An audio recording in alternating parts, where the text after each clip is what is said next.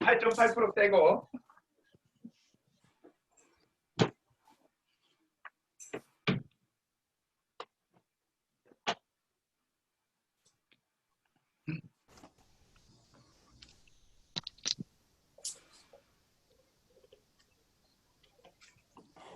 안녕하십니까? 안녕하십니까. 안녕하세요. 예, 네, 안녕하십니까? 안녕하십니까. 그 밑에 누구 술 드시는 분? 아니구나. 누구 얘기하는 거야, 술 드시는 분? 아니, 사진이. 지금 특정하게 OJS를 증명한 거 아니십니까? 아닙니다.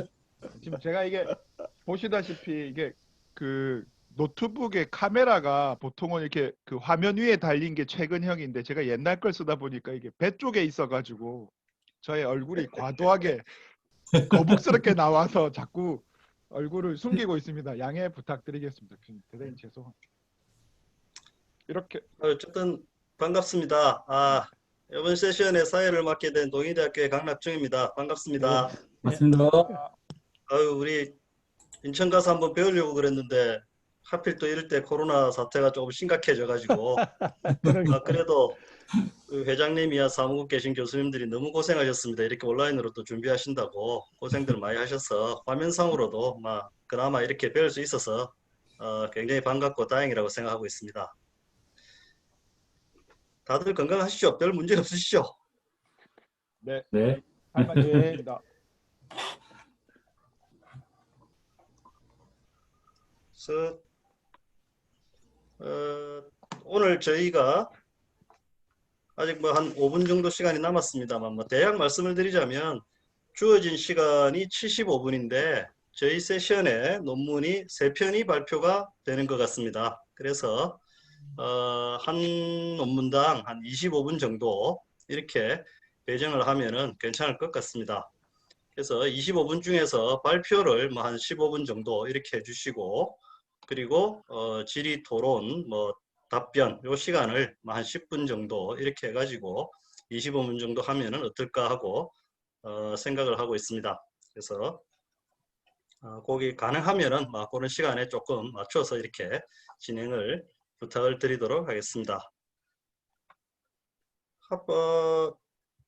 뭐랄까 어찌 보면 우연의 일치겠지만 저희 세션이 또 이 코로나19 이후에 저희가 이 무역이라든가 기타 경제 상황이 어떻게 변화할 것이냐에 관련되는 내용들이 주로 다루어질 예정입니다. 그래서 아주 좋지는 않지만 시의적절한 것 같습니다. 이런 문제가 없었으면 더 좋았을 건데 어쨌든 이왕 이렇게 일이 벌어졌으니까 이런 부분에 대해서도 저희들이 좀 더 관심 있게 한번 지켜봐야 되지 않을까 하는 생각입니다. 그래서 발표를 이렇게 맡아주신 분들도 정말 고생 많이 하셨고 감사드리고 또 토론해 주시는 분들도 좋은 토론을 부탁을 드리겠습니다. 한 3분 정도 남았으니까 조금만 이따가 시작할까요? 네. 저도 사실 이런 줌이라고 하는 거는 올 1학기에 저희 집 애들이 학교 수업을 줌으로 해가지고 진행하는 걸 옆에서 구경만 했는데 실제로 이렇게 해보니까 조금 어색하기도 합니다. 이게 라디오 DJ도 아닌 것이 이렇게 화면 보고 여러 교수님들 뵙고 이렇게 말씀드리려고 하니까 한편으로는 조금 반갑기도 하지만 또 어색한 면도 있고 그렇습니다. 그래서 처음이니까 다들 조금의 실수가 있고 운영상의 조금 미비한 점이 있더라도 서로들 조금씩 이해해 주시기를 부탁을 드리고 다시 한번 이렇게까지 된 과정이 그 코로나라고 하는 사태 때문에 이렇게 된 게 아쉽기는 하지만 앞으로 이런 또 온라인 학술 대회라든가 비대면 접촉이 어떻게 보면 앞으로 시대의 대세가 될 수도 있는 부분이니까 저희들이 한번 경험해 본다 생각하고 잘 한번 진행을 부탁을 드려볼까 합니다.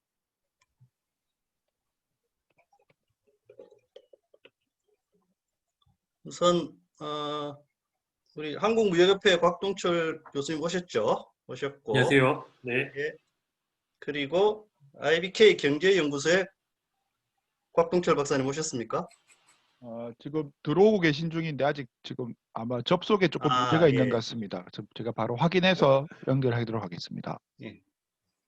처음에 저는 두 분 성함이 똑같아가지고 아니 이게 소속이 하나가 잘못 표기가 된 건지 아니면 성함이 표기가 잘못된 건지 조금 착각을 했었는데 동명이인이라 하시더라고요.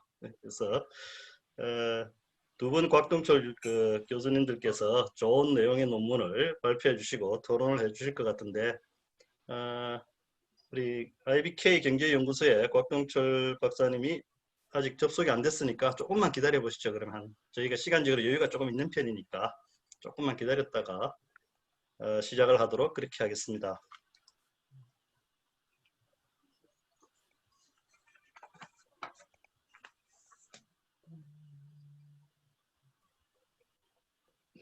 들어오셨네. 이제 연결이 되신 것 같습니다. 그죠? 근데 아직까지 네, 안녕하세요. 예, 어서 오십시오. 들어오시자마자 이렇게 또 토론을 또 하시게 돼가지고 너무 급하게 생각하지 마시고 천천히 네. 본문 발표를 한번 들어봐 주시고 그리고 준비된 좋은 토론을 부탁을 드리겠습니다. 자, 그럼 뭐 별다른 내용 없으면 지금부터 시작을 하도록 하겠습니다. 먼저 우리 한국무역협회 곽동철 박사님께서 Recent Change of International Trade Regime Based on GBCS라는 논문을 발표를 해주시겠습니다. 부탁드리겠습니다. 네, 화면 공유를 하겠습니다. 보이시나요? 네, 잘 보입니다. 네, 안녕하세요. 첫 번째 세션의 발표를 맡은 한국무역협회 소속의 곽동철입니다. 저희 IBK 경제연구소의 곽동철 박사님께서 토론자로 참여하고 계셔서 좀 더 소속을 명확히 하겠습니다. 한국무역협회 키타의 곽동철입니다. 사실 오늘 오프라인으로 만나 뵙고 인사드리고 싶은 분들이 많았는데 갑작스럽게 온라인 세션으로 전환돼서 조금 아쉽지만 모두의 안전을 위한 것이니까요. 저는 발표에 집중하도록 하겠습니다. 발표 시간이 길지 않아서 거두절미하고 발표를 바로 시작을 하겠습니다. 오늘 제가 말씀드릴 주제는 글로벌 밸류 체인이라고 하는 GBC 관점하에서 최근 일어나고 있는 국제 통상 체제의 변화 양상에 대한 내용입니다.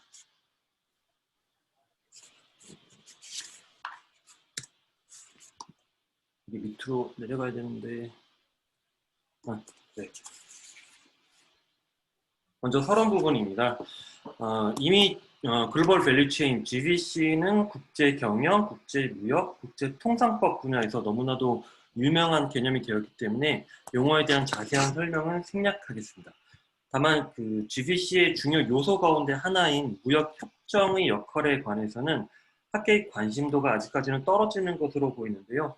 그래서 저는 이번 연구를 통해서 GBC 발전에 있어서 국제 통상 체제의 역할과 현 GBC 환경하에서 국제 통상 체제가 직면한 과제에 대해서 알아보고자 합니다.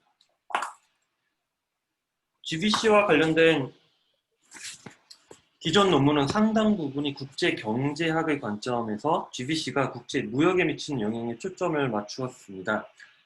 저는 GBC의 발전을 국제 통상법 그리고 국제 통상 체제 관점에서 연구한 기존 문헌 중에서 볼드윈의 연구에 주목했었는데요. 볼드윈은 국제 통상 체제가 트레이드, 그리고 서비스, 그리고 인베스트먼트 넥서스를 강화해서 GBC 발전에 큰 역할을 했다고 보았습니다. 저는 여기서 한 걸음 더 나아가서 트레이드, 서비스, 인베스트먼트, 그리고 데이터 넥서스를 강화하는 방향으로 국제 통상 체제가 개선되어야 한다고 주장하고자 합니다. 먼저 WTO의 전신, 현재 국제 통상 체제를 떠받들고 있는 WTO의 전신은 게트 체제에 대해서 간략히 살펴보도록 하겠습니다. 게트는 사실 국제 협정일 뿐 공식적인 국제 기구는 아닙니다. 2차 세계대전 이후에 브레튼 우주 체제의 일환으로 IMF 그리고 월드뱅크와 함께 국제무역기구 ITO, 인터내셔널 트레이드 오거니제이션의 창설이 논의되었지만 결국 ITO는 공식적으로 창설되지는 못했고 ITO의 설립 협정인 게트만이 남아서 사실상 국제 통상 체제로서의 역할을 해왔습니다. 1947년부터 1994년까지 수차례 걸친 다자 무역 협상이 게트 체제 내에서 이루어졌었는데요. 이로써 참여국이 늘어나고 게트 참여국 간의 관세율도 큰 폭으로 감소를 하였습니다. 게트 체제의 대표적인 특징으로는 다자주의, 또 광범위한 참여국 수, 또 관세 인하, 그리고 비차별 원칙, 비차별 원칙에는 최애국 대우와 내국민 대우가 포함이 됩니다. 그리고 반덤핑 관세, 보조금에 대한 상계 관세 조치, 그리고 세이프가드 조치는 무역 구제 제도, 그리고 FTA의 예외, 그리고 일반적 예외들이 게트의 중요한 특징으로 볼 수 있는데요. 하지만 게트의 한계점도 굉장히 명확했습니다. 일단 게트는 공식 영구적인 국제기구로 설립된 것이 아니고 또 상품 무역만 관련되는 규율을 갖고 있었기 때문에 게트 자체만으로는 GBC를 유지하거나 GBC를 강화하는 데는 부족한 점이 많았던 것이 사실이었습니다.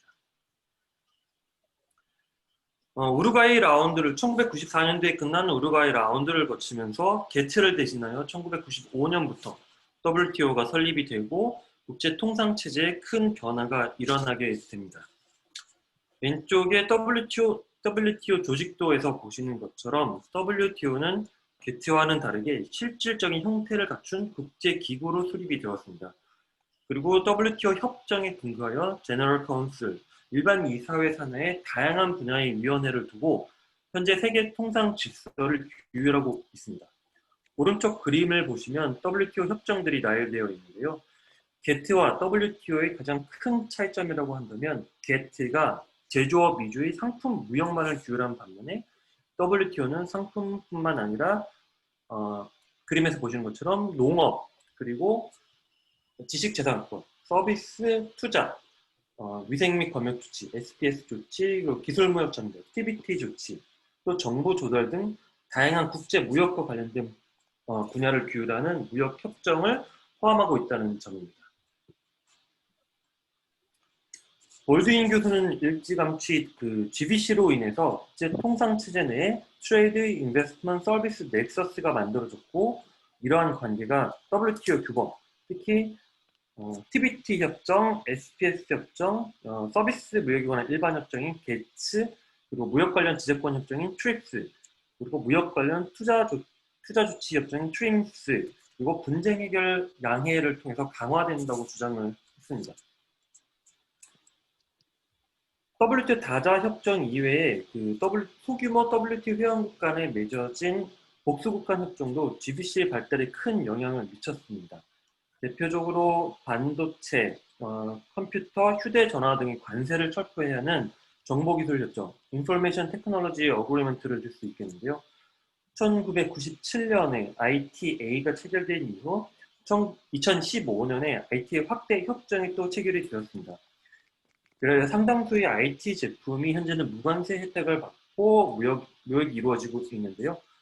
ITA는 최혜국 대우 원칙을 기반으로 IT 제품의 관세를 전 세계적으로 철폐하였고, IT 분야의 GBC를 강화하는 데 크게 일조를 하였습니다.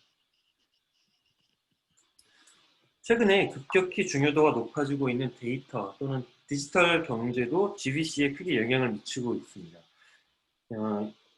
이미 국경 간 데이터 이동량은 지난 10년 동안 약 45배에 증가하였고, 전 세계 GDP에 미치는 영향도 투자나 무역보다 훨씬 더 큰 것으로 나타났습니다.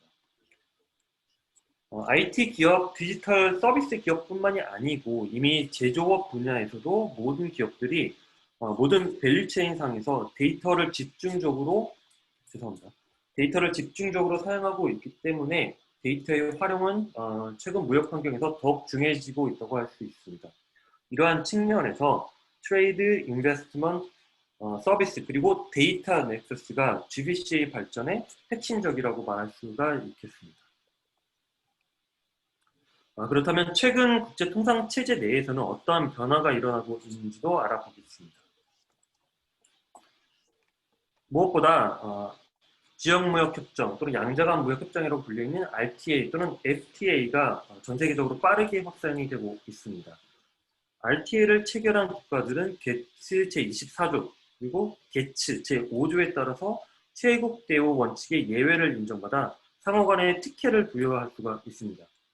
다자무역 협상이 더 이상 진행되지 않자 RTA 체결을 위한 협상이 전 세계적으로 확산된 것인데요. 그러나 기존 RTA가 관세 인하에만 초점을 맞추었다면 최근의 RTA는 비관세 장벽의 철폐에 중점을 두고 있습니다. 관세의 중요성이 점점 줄어들면서 국내 규제, 투자 그리고 기술무역 장벽, 무역구제 제도, 정보 조달 등 비하인드 보더 조치를 다루는 높은 수준의 RTA가 확산이 되고 있는 것입니다. 이러한 RTA를 통한 GBC의 재편 움직임도 상당히 많이 이루어지고 있습니다. 태평양 연안 국가 간에 2018년 12월 발효된 CPTPP는 중국 중심의 GBC에 대항하기 위해서 미국 주도로 만들어진 메가 FTA 중 하나입니다. 비록 트럼프 행정부 출범 이후에 미국이 CPTPP에서 탈퇴를 하였지만 특혜 관세 그리고 누적 원산지 규정 등으로 CPTPP 회원국 간의 GBC가 강화될 것으로 보이고 또 중국을 대신해서 동남아 국가들이 새로운 글로벌 생산 기지로 떠올릴 것으로 보입니다. 기존 나프타를 대체하는 USMCA도 금년 7월 1일에 발효가 되었는데요. 이를 통해서 북미 지역 내에서 GBC의 재편이 가속화될 것으로 예상이 됩니다. 특히 자동차에 관한 새로운 원산지 규정에 주목할 필요가 있는데요. 아시다시피 원산지 규정을 준수하지 못한 상품은 무관세 혜택을 받을 수 없기 때문에 북미 지역 자동차 생산 업체에게 USMCA 원산지 규정은 큰 의미를 갖습니다. 시간 관계상 제가 USMCA 원산지 규정에 대해서 상세한 내용을 생략하겠지만 중요한 몇 가지만 살펴보겠습니다. 완성차 및 자동차 부품에 대한 RBC 기준 향상 그리고 LBC라고 불리는 노동 가치 조건 신설 그리고 영내 철강 및 알루미늄 최소 구매 조건 등으로 북미 지역의 자동차 GBC가 크게 영향을 받을 것으로 예상이 됩니다.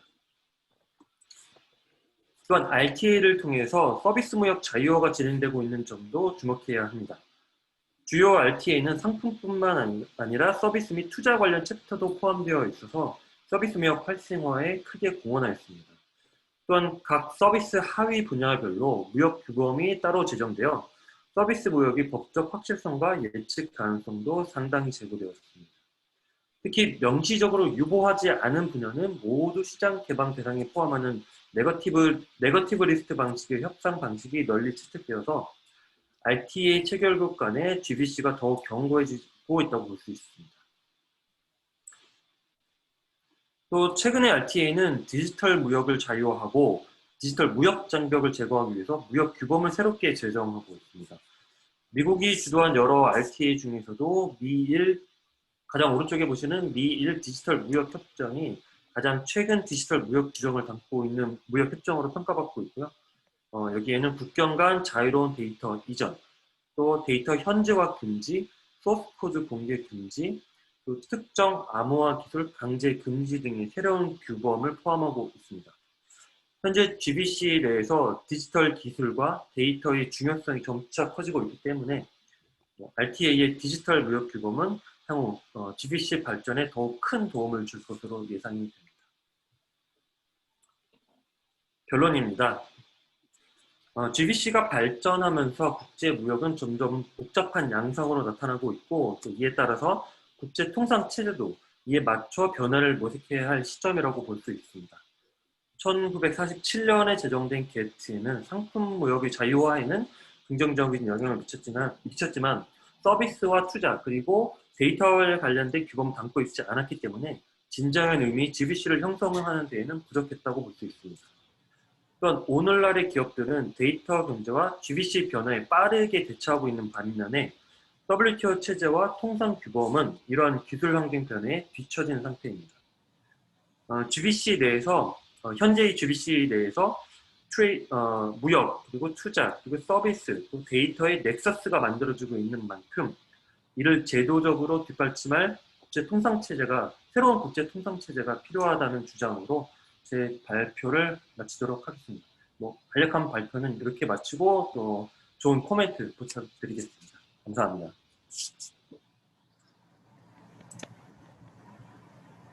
예, 감사합니다. 아주 시간도 잘 지켜주시고 일목요연하게 발표를 잘 해주신 것 같습니다. 이상의 내용에 대해서 우리 IBK 경제연구소의 박동철 박사님께서 토론을 해주시겠습니다. 예, 부탁드리겠습니다.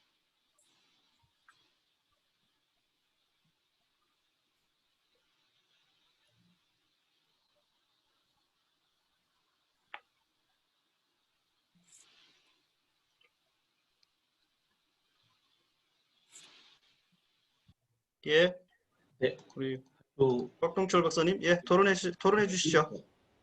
네, 알겠습니다. 페이지가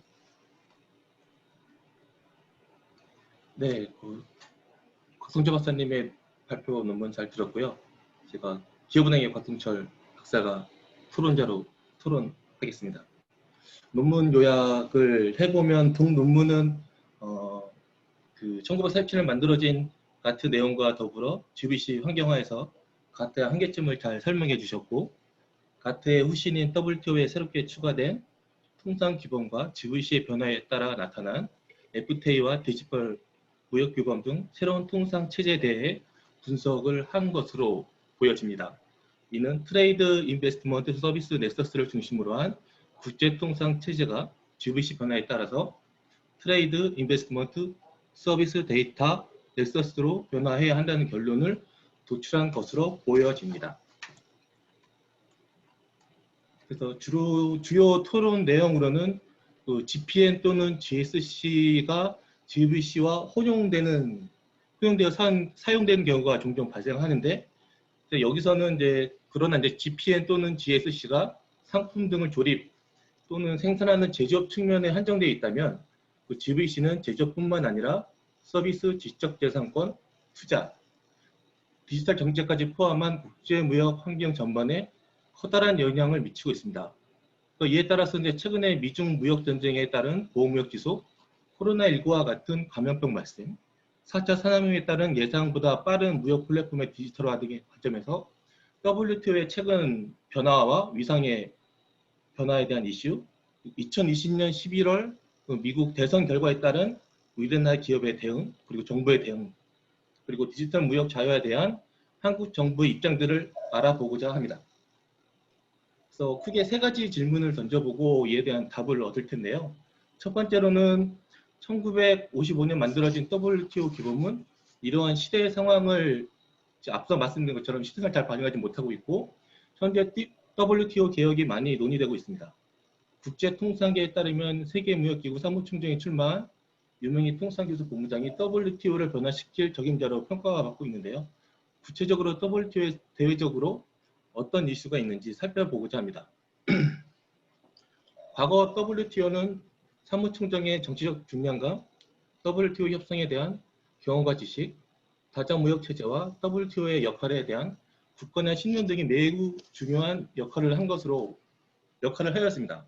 그러나 최근 무역주의 강화, 코로나19 등에 인해서 WTO는 다방면에서 다층적인 위기에 빠져 있습니다. 보자면은 크게 3가지를 들 수 있는데, WTO의 주요 기능 중에 하나인 분쟁 해결 체제는 상소기구 마비로 제 역할을 못하고 있고요. 그리고 코로나19로 국가 간 상품, 서비스 운영량이 대폭 축소되면서 공급박질 쳤고, 그리고 미중 무역 전쟁은 다자주의 체제를 위협하면서 여러 가지 WTO 위상이 많이 떨어진 상태고요. 이 모든 걸 단숨에 해결할 수 있는 묘책을 가진 인물은 아마 존재하지 않기에 WTO의 작업과 목표에 대한 확고한 신념, 검증된 리더십과 관리 능력, 그리고 뛰어난 소통 능력이라는 최소한의 자격력을 갖춘 사무총장을 원하는 것이기에 모든 회원국이 더욱더 고심하는 것 같습니다. 그래서 이외에 이런 최근의 이슈 말고도 여러 가지 추가 이슈가 있다면 제 토론이 끝나고 나선 곽동철 박사님이 좀 더 추가적으로 말씀해 주셨으면 좋겠고요. 두 번째로는 트럼프 대통령은 USMCA와 이슈워링 정책에 활용하여 기존에 확립된 GVC를 재편할 생각이고, 그리고 또 트럼프 행정부의 통상 정책이 우리 기업에 미치는 영향과, 그리고 2020년 11월 이 대선 이후 미국 통상 정책 변화가 예상을 한다면 어떻게 변할지를 알아보도록 하겠습니다.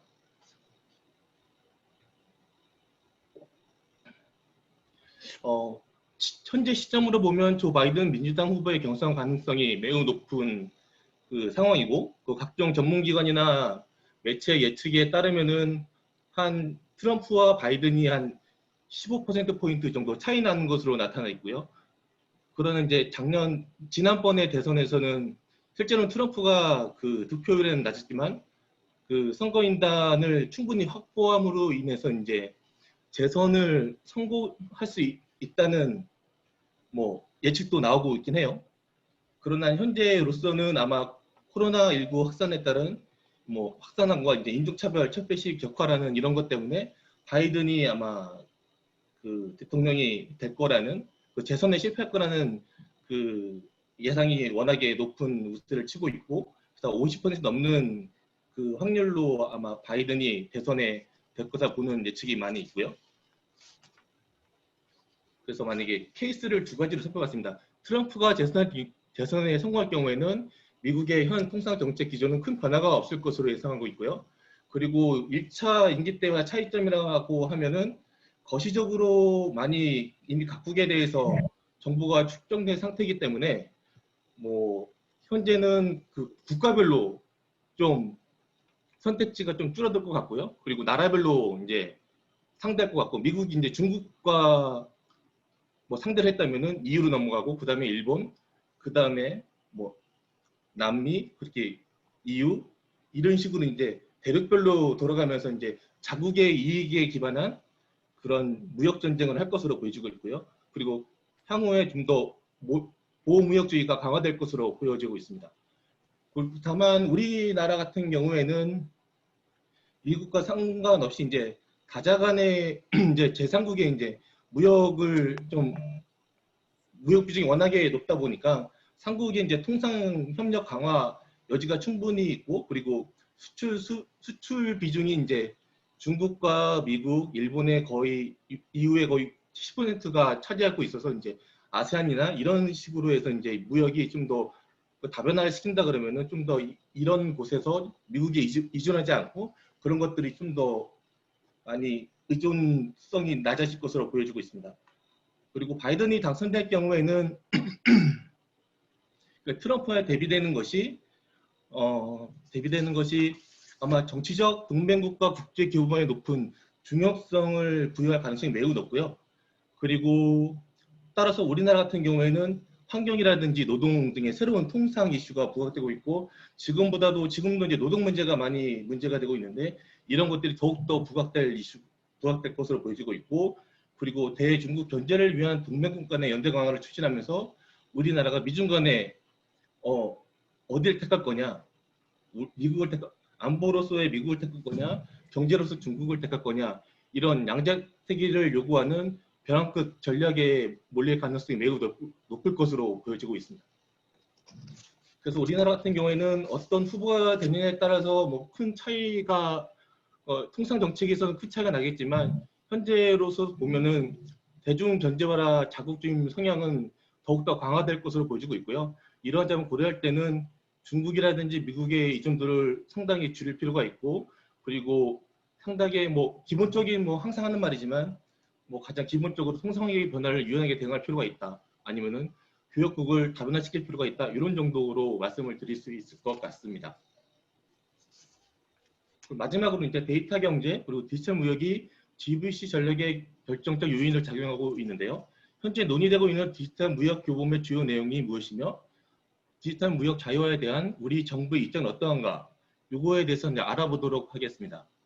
일단 디지털 경제라는 무역이라는 게 이제 기존에는 이커머스가 2000년 이후 이제 디지털 트레이드로 통용되면서 인터넷과 ICT 등 디지털 기술을 이용한 국가 간 교역 활동 전반을 의미하고 있고요. 최근에 동향을 보면 글로벌 전자상 거래 B2C 규모가 2017년 전후를 기점으로 표에 보시는 것처럼 2조 달러를 돌파했고, 2018년 전자상 거래 이용자 한 18억 명 중에 약 57%가 글로벌 기업이 제공하는 상품 서비스를 구입한 것으로 나타나고 있습니다. 여기에는 없는데 국가별로 보면 웅크타트 통계에 따르면은 그 B2B와 B2C를 합친 국가별 순위를 보면 미국이 1위고요. 6.6조 달러로 1위고, 중국이 2.7조 달러, 우리나라가 한 1조 달러로 해서 5위 정도를 차지하고 있습니다. 그리고 정부 같은 우리나라 같은 경우에는 OECD가 미국에 요구하는 대로 이제 소비재, 제조기업을 디지털세 과세 대상에 포함할 경우에는 휴대폰, 자동차 등 주력 수출 산업의 피해가 예상되고 있고요. 이런 부분들에 대해서는 긍정적인 요인들은 뭐 확대할 수 있고, 부정적인 요인은 최소화하는 방법으로 약간 공장님 같은 말씀을 할 수 있는데, 최근에 미국의 같은 경우에는 뭐 EU의 주요국이나 영국과의 디지털세 협상을 중단하고 프랑스산 제품 13억 달러의 25% 보복관세를 부과를 했는데요. 이건 아마 2011년 대선과 관련이 있고요. 또 하나는 코로나19와 같은 비대면 그 경제활동을 활성화에 따른 이제 그 정부의 세금을 좀 더 신규 세원 마련 필요성에 따라서 한 측면도 있기 때문에 그 글로벌 디지털세에 대한 이런 활동은 코로나19와 같은 이런 비대면 경제가 활발하게 할수록 글로벌하게는 좀 더 확대될 것으로 보여지고 있고, 우리나라도 최근 들어서 이제 그 기재부에서도 뭐 연내에 도입을 하겠다 이런 말들도 있어서 이런 것들도 우리나라 입장은 적극적이지만 그 도입했을 경우에 긍정적인 요인보다는 부정적인 요인이 더 많아서 약간 이제 주저하는 모습을 최근에는 보이고 있는, 연초보다는 현재는 좀 이런 모습을 보이고 있는 것 같습니다. 이상으로 간략히 토론을 마치고요. 제가 좀 부족한 뭐 있거나 아니면 보완할 부분이 있으면 발표해 주신 각동철 박사님이 좀 더 말씀을 해주시면 고맙겠습니다. 예, 토론 감사드립니다. 거의 뭐 우리 IBK 곽동철 박사님께서 본인이 발표하시는 듯이 준비를 해오셔가지고 말씀을 해주셨는데, 시간상의 제약이 조금 있으니까 우리 한국무협회 곽동철 교수님께서 간단하게 답변을 해주시고, 조금 자세한 내용은 추후에 저희들이 또 뭐 다른 기회를 통해 가지고 주고받을 수 있으면 좋겠습니다. 먼저 그러면은 간단하게 답변 좀 부탁드리겠습니다. 네, 토론 감사합니다. 뭐 여러 가지 질문 던져 주셨는데요. 일단 WTO에서 그 최근에 제기되고 있는 이슈가 어떤 것들이 더 있는가를 여쭤보셨는데, 몇 가지 이미 IBK 곽 박사님께서 말씀해 주셨는데, 그 외에도 그 최빈 개도국에 대한 대우, Special and Differential Treatment라는 것에 대한 논의도 아직 있고요. 또 더욱 중요한 것은 중국이 제공하고 있는 보조금을 어떻게 규율할 것인가, 산업 보조금에 대한 논의가 계속 진행이 되고 있습니다. 그리고 뭐 WTO 상소기구의 개혁과 디지털 무역에 대한 내용은 이미 박 박사님께서 한번 말씀을 해주셨으니 넘어가도록 하겠습니다. 특히나 그리고 그 미국 대선 이후에 미국의 통상 정책이 어떻게 변화될 것인가, 트럼프와 바이든의 통상 정책이 많이 차이가 나지 않을까라고 생각을 할 수 있겠지만, 제 생각은 그렇지 않고요. 바이든 역시 민주당 출신이고, 미국의 민주당은 전통적으로 보호무역주의가 굉장히 강한 정당입니다. 따라서 바이든이 대통령에 당선이 되더라도 트럼프 정책과 크게 달라질 점은 없다고 생각이 됩니다. 보호주의는 여전히 계속될 것이고, 다만 다른 국가 간의 협력은 조금 더 강화되지 않을까, 그런 점의 차이가 있을 것이라고만 생각이 됩니다. 뭐 이렇게 짧게 마치겠습니다. 예, 감사합니다. 물론 뭐 시간상 제약으로 인해서 충분한 발표와 토론이 이루어지기에 약간의 제약이 많이 있습니다. 하지만 다음번에 또 저희들 대면에서 만날 기회도 있고, 기타 뭐 이메일이라든가 개인적인 만남을 통해서도 의견을 주고받을 수 있으니까 첫 번째 논문은 이 정도 해가지고 일단 마무리를 짓도록 하겠습니다. 다음은 두 번째 논문입니다. 숙명여대 오준석 교수님께서 Regime Change and Emergence of Service Trade with Digital Platform under GATCH라는 논문을 발표를 해 주시겠습니다. 교수님 부탁드리겠습니다. 네.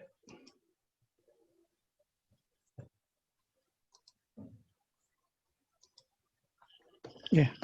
안녕하십니까. 숙명여대 경영학부의 오준석입니다. 아마 우리 그 경영학 관련된 학회에서는 이런 방식의 그 발표가 조금 좀 접근 범위나 이런 데서 좀 낯설 수 있는데, 사실 그 곽 박사님도 그렇고, 그다음에 그리고 다음번에 발제하시는 박근 교수님이 이제 실제로 이제 그 정책 과제를 수행하는 과정에서 기본적으로 이제 법적인 기반을 접근을 한 연구를 하기 때문에 조금 이제 우리 그 경영학의 전통적인 접근법하고는 차이가 있지 않을까 이렇게 생각합니다. 제가 발표할 내용은 결국 이 코로나 사태가 어떠한 영향을 미쳤느냐, 통상환경에 미치는 영향, 그리고 그것에 대한 대응책을 마련을 하고자 함이 되겠고요.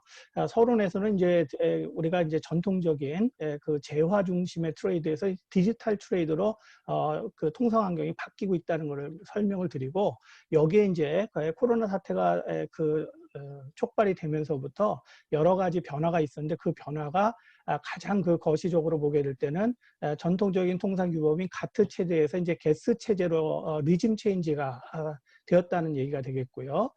그 다음에 이제 두 번째로 보게 되면은 디지털 트레이드의 이 코로나 사태가 촉발되면서 우리가 흔히 얘기하는 온라인 세일 또는 언택트 비즈니스가 이제 증폭적으로 이제 발전하게 되었고, 이로 인해 가지고 글로벌과 로컬이 결합이 되는 글로컬 플랫폼이 형성이 되게 되는데, 거기에서 이제 디지털 플랫폼의 역할이 크다 하는 걸 두 번째로 제시를 했고요. 마지막으로 이를 통해 가지고 우리나라의 그 통상 촉진 정책에 있어서 그 변화가 있다 하는 것을 갖다가 언급하고자 합니다. 그리고 결론적으로 결국 21세기에는 인터넷 환경이 실크로드입니다. 그리고 이러한 그 실크로드라고 하는 것을 우리가 앞으로 결국 활용을 해가지고 성장 동력으로 이끌어야지 되는데, 그렇게 하기 위해서는 우리가 어떤 전략적 대응이 필요한가를 말씀드리고자 합니다. 우리가 국제 경영을 얘기를 할 때 큰 프레임워크에 일단 환경 분석을 한 다음에 거기서 이제 전략을 도출하고, 도출된 전략을 실행하기 위한 그런 그 대안을 갖다가 모색을 하는 건 이제 일반적인 프레임워크이고요. 최근에 나오는 인터내셔널 비즈니스에서는 현지 국가의 서스테이너블 밸류 네트워크를 어떻게 만들어내냐 하는 거가 이것이 이제 관건이 되고 있죠. 그리고 전반적인 통상 환경에 있어서는 이른바 무역 장벽이 점점점 완화되고 있는 체제가 있고, 웅크타드 보고서에 의할 것 같으면은 자유무역 협정의 단계를 쉘로우 인테그레이션에서 딥 인테그레이션으로 이행하는 그런 과정을 겪을 것이다 하고 있으며, 지금 현재 이제 FTA 플러스 단계에 있고, 앞으로 이제 커스텀스 유니언이라든지 커먼 마켓에 대한 논의가 대두될 것으로 이렇게 전망이 되고 있는 상황에서 그것에 대한 국제적인 그 기준을 정립할 필요가 있는 상태가 되겠습니다. 우리가 코로나 사태가 발생하기 전에 있어서 무역 환경에 있어서 가장 위험 요인이 되는 것을 빈도와 그 다음에 이제 어떤 그 강도 순에서 보게 되면은, 이렇게 그 뭐 빈도 면에서 보게 될 때는 기후 환경 요소라든지 사이버 보호라든지 실업 요인 이런 것들을 갖다 뽑았고요. 그다음에 강도 요인에서는 뭐 전쟁이라든지 또 역시 기후 환경 요인, 종교 분쟁 요인 이런 것들을 갖다가 뽑았었습니다. 그러다가 이제 코로나 사태로 인해 가지고 이제 상황이 좀 바뀌었는데, 우리가 전통적인 무역에서는 이제 자유롭고 그 공정한 무역, 프리 트레이드와 페어 트레이드를 갖다가 지향을 했었고요. 이런 체제 하에서 기업의 전략적인 선택이라고 하는 것은 효율성을 가장 최고의 가치로 두는 글로벌 서플라이 체인을 구축을 하는 것이었습니다. 그래서 무역과 투자에 있어서의 효용을 어떻게 극대화할 것이냐가 이제 가장 전통적인 그 전략적 대안이었다면은, 코로나 사태로 인해서 등장하게 된 것이 이른바 이제 쿼런타인 트레이드, 방역 무역이라는 개념이 되겠고요. 이른바 리질리언스라든지 리스크 인슈런스 이렇게 해가지고 어떤 돌발적인 상황이 발생을 했을 때의 어떤 기존의 체계의 융통성을 제공한다든지, 그 효율성만을 중시한 글로벌 밸류 체인이 만약에 이런 돌발 사태로 인해서 락다운 같은 상태가 발생을 하게 됐을 때 우회를 할 수 있다거나, 아니면은 분리해가지고 독립적인 글로벌 밸류 체인을 운영할 수 있는 마일드 인티그레이션 이런 개념들이 이제 등장을 하게 된 것입니다. 그렇게 함으로써 효율 말고 그것 이상의 어떤 리스크 매니지먼트를 할 수 있는 로컬의 협조가 필요한 그런 상황이 됐고요. 그다음에 이제 요것은 이제 데이터 이코노미가 어떠한 비즈니스 모델의 변화를 갖고 왔느냐 하는 것인데, 데이터 이코노미가 갖고 온 비즈니스 모델의 변화는 결국 데이터를 프로세싱하는 가운데 있어서 가장 업스트림이라고 할 수 있는 인풋 단계에서의 빅데이터를 가능한 한 다양하고 많이 모으는 것과, 그 다음에 가장 다운스트림이라고 할 수 있는 어떤 테크놀로지를 갖다가 확산시킴으로써 세계의 표준이 되고자 하는 그런 경쟁, 이것이 가장 관건이었었습니다. 그리고 이것을 누가 빠르고 가장 확장된 그런 플랫폼을 구축하냐, 이것이 이제 이슈였었는데, 코로나 사태로 인해서 이제 여기에 있어서 리스크 인슐레이션이라는 개념이 이제 대두가 된 것이죠. 그리고 그러한 리스크 인슐레이션이 되다 보니까 지역 경제, 우리 곽 박사님께서 이제 RTA로 표현했습니다만 지역 경제별로 통합이 되는 이른바 마일드 인티그레이션이라고 하는 것이 이제 대두가 되었고요. 이러한 코로나 사태로 인해 가지고 뜻하지 않게 발달하게 된 것이 바로 디지털 트랜잭션, 디지털을 이용한 트랜잭션이 되는 것이고, 이것은 특히 이제 후진국, 우리가 흔히 이제 신흥공업국가로 일컫는 이머징 마켓을 중심으로 해서 기존의 정보통신 인프라가 갖춰지지 않은 나라일수록 아주 바로 모바일 테크놀로지와 결합된 이러한 거래가 폭증하는 그런 모습을 보였고요. 그것으로 인해 가지고 코비드 19으로 인해 가지고 등장하게 된 새로운 경제 체제가 인포멀 이코노미입니다. 페이스북이나 인스타그램에다가 자신의 물건을 올려놓고 거래 의향이 있는 물건을 올려놓고 그것에 대해서 구매 의향이 있는 사람하고 사적으로 만나가지고 거래를 하게 되는 것이죠. 이런 것이 이제 급격하게 이제 발전을 하게 되다 보니까 어떤 시장 접근성이라고 하는 면에서는 긍정적인 효과가 있지만은 거래의 위험은 점점 더 커지는 그런 상황에 직면을 했습니다.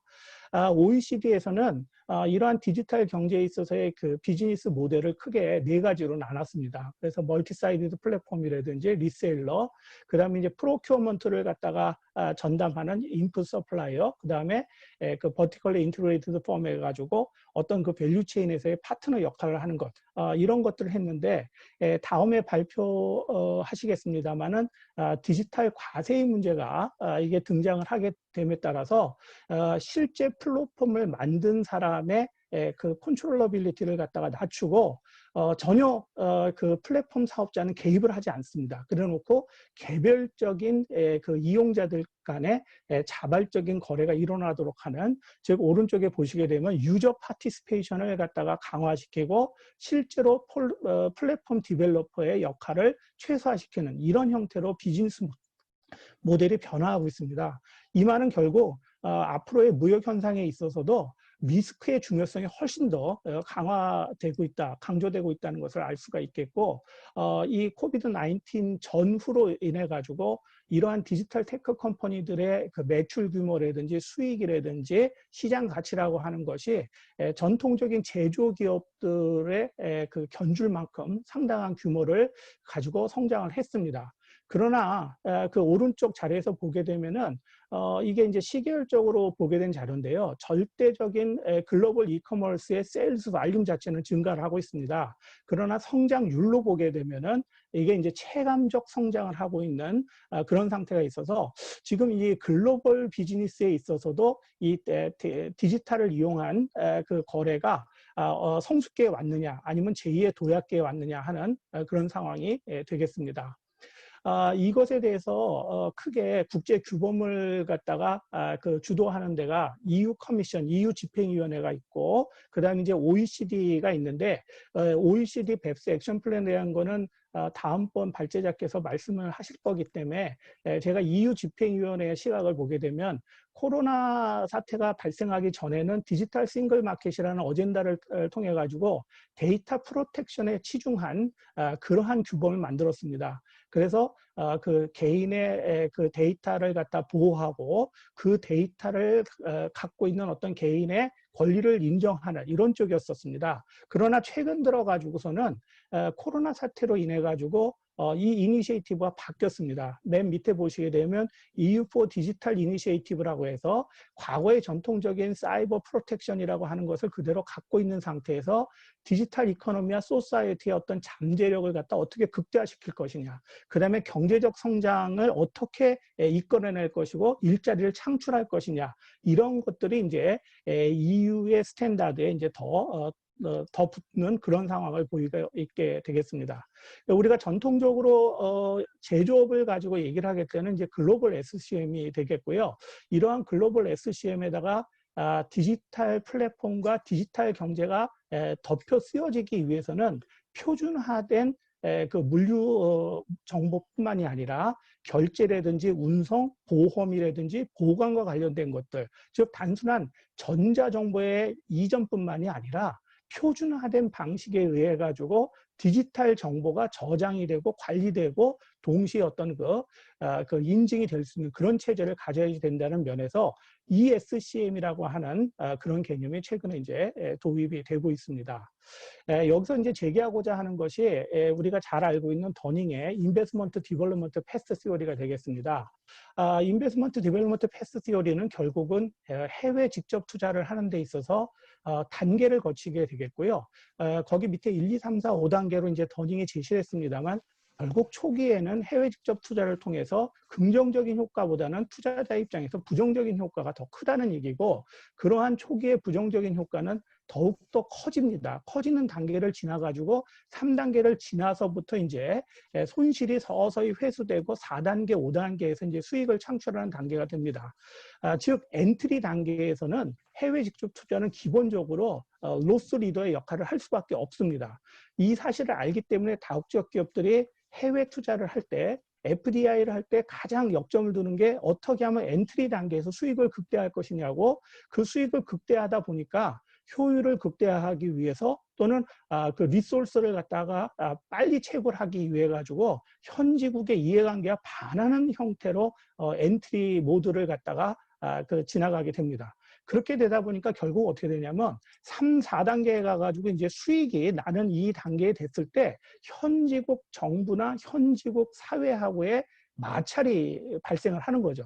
그래서 겨우 이제 수익이 회수되고 4단계서부터 이제 손실이 회복되다 보니까 거기서부터 이제 세금을 내게 되는 단계인데, 여기서부터 바로 분쟁이 되는 것이 국제조세 분쟁이 나오게 됩니다. 그리고 이러한 분쟁은 어떤 그 현지국의 적대심이나 우리가 국제 경영에서 얘기하고 있는 liability of foreignness에 의한 어떤 그 현지국에서의 그 어떤 반발, 그 다음에 어떤 그 불안감이라든지 이런 것들을 이용을 해가지고 결국은 제대로 수익을 창출하지 못한 가운데서 쫓겨나는 그런 구조를 갖게 되겠고요. 이것이 많은 부분에 있어가지고 브라질이라든지 인도 같은 나라에 대해서 FDI의 그 효과를 분석하는 논문들이 전부가 다 초기 단계에서의 그 손실이라고 하는 걸 감당을 하는데, 그걸 다 알고 있으니까 초기서부터 어떤 그 노동을 착취한다거나 자원을 갖다가 채굴하는 거를 갖다 드라이브를 걸다 보니까 현지화에 실패를 해가지고 결국은 3, 4, 5단계로 이행을 못한다는 거죠. 그렇게 되니까 엔트리 단계를 갖다가 앞으로 시대는 더 바꿔야 되는 것이고, 그 엔트리 단계를 바꿀 때 현지국 비즈니스에 도움이 되면서 동시에 우리나라 기업들이나 우리나라 경제에 도움이 될 수 있는 방법을 모색해야 하는 것. 즉, 여기 나왔습니다만 이제 CSP, 요 CSP라고 하는 건 이제 월드뱅크가 주창하는 건데요. 공유 번영 기회를 갖다가 현지국과 같이 만들어 내어야지만 결국은 쫓겨나지 않고 그 적정 수익을 확보를 할 수 있다, 이렇게 얘기를 하고 있습니다. 그리고 이러한 그 다국적 기업들의 투자 움직임에 따른 여러 가지 조세 분쟁 문제를 OECD에서도 역시 그 규범을 언급하고 있는데, 이는 3주제에서 박훈 교수님께서 언급하실 것이기 때문에 이제 생략을 하도록 하겠습니다. 우리가 해외 직접 투자가 본격적으로 이어진 것은 2000년대부터가 되겠고요. 데이터 제너레이션이 된 건 2003년부터입니다. 그리고 OECD BEPS 액션 플랜에 대한 논의가 전개된 건 2012년부터고요. 본격적으로 어떤 그 프레임이 나오고 그 드래프트에 대해서 그 구체적인 언급이 된 거는 2015년부터입니다.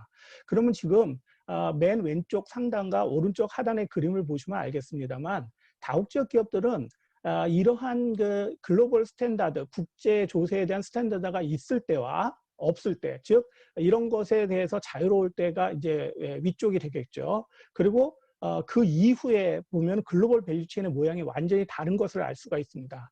결국 이 말은 뭐냐면 다국적 기업들의 입장에서 보게 될 때는 앞으로는 결국은 허브 앤 스포크 전략을 쓸 겁니다. 즉 다시 말해서 정말 필요한 곳에는 제조 생산 시설을 갖다 집중을 시키고 그 주변에서 소싱을 하는 전략적인 아웃소싱을 하는데, 이것이 어떻게 보면은 글로컬라이제이션 전략으로서 공통점을 우리가 찾을 수 있는 점이 아닌가, 이렇게 얘기를 하고자 합니다.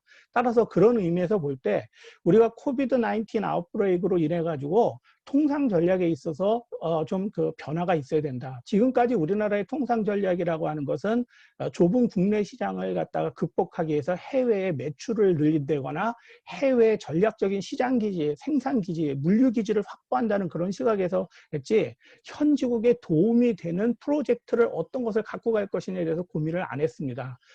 그 대안으로서 우리가 제기할 수 있는 것이 디지털 강국으로서 우리가 디지털 플랫폼은 글로벌라이제이션을 하고, 그러한 디지털 플랫폼을 사용하는 유저 파티시페이션은 로컬라이즈를 하게 되면은 CSP라고 하는 것을 실행시킬 수 있는 대안을 만들어낼 수 있지 않은가를 갖다 제시를 한 거고요.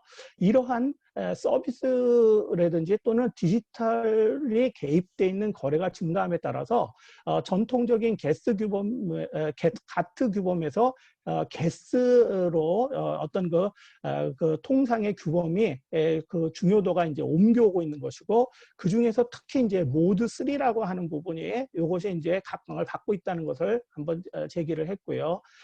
이런 모드 3의 변형으로서 저 부분이 굉장히 정의하기가 어려운데, 그 코비드 19 이후로 등장하게 된 것이 이제 온라인 세일이라든지 아니면은 어떤 그 텔레커뮤니케이션이나 텔레메디슨, 텔레헬스, ICT, 오디오 비주얼, 이 부분에 대해서 가장 그 연구를 많이 한 그런 리포트가 월드 로보틱스라고 하는 그런 저널이 있습니다. 그 저널에 의할 것 같으면 코비드 19 이후로 가장 각광을 받을 수 있는 글로컬라이제이션 비즈니스로서 꼽는 것이 이제 텔레메디션하고, 그 다음에 필드 서비스, 우리가 농촌이라든지 아니면 축산 환경에 있어서 볼 때 거기에 이제 스마트 개념을 도입하게 되면은 그것이 가장 효율성이 높은 글로컬라이제이션이 될 것이다. 이렇게 얘기를 갖다가 하고 있습니다.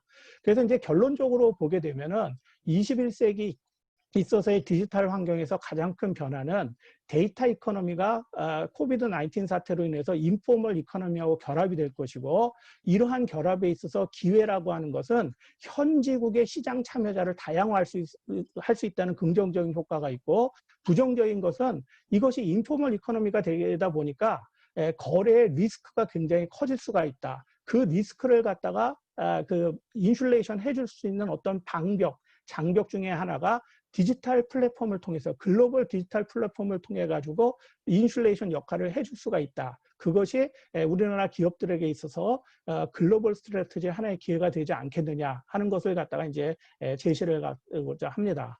결론적으로 디지털 이코노미와 인터내셔널 트레이드가 결합되는 환경 하에서는 디지털 플랫폼을 중심으로 한 그 역할이 크고, 디지털 플랫폼을 운영을 해가지고 얻는 트레이드 프로모션의 긍정적인 효과가 디지털 플랫폼을 통해 가지고 납부해야 될 과세 위험만큼이나 중요하기 때문에 두 가지를 동시에 다 고려를 해서 우리나라 국익에 도움되는 방향으로 우리가 이제 여러 가지 법제를 개편해야 된다는 것을 대안으로 제시를 하고요.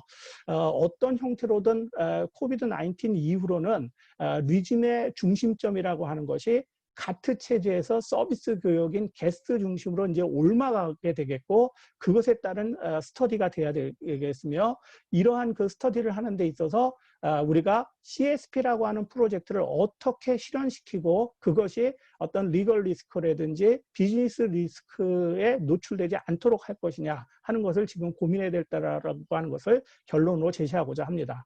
이상 발표를 마치도록 하겠습니다. 감사합니다.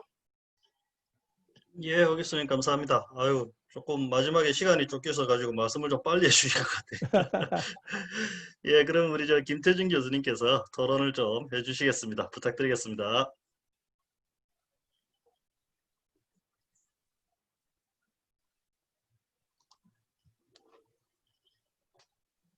네, 죄송합니다. 잘 들리시나요?